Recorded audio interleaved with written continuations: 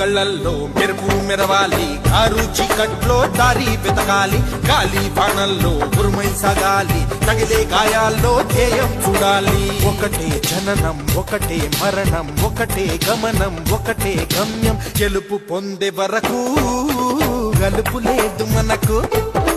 బ్రతుకు అంటే గెలుపు, గెలుపు కొరకే బ్రతుకు.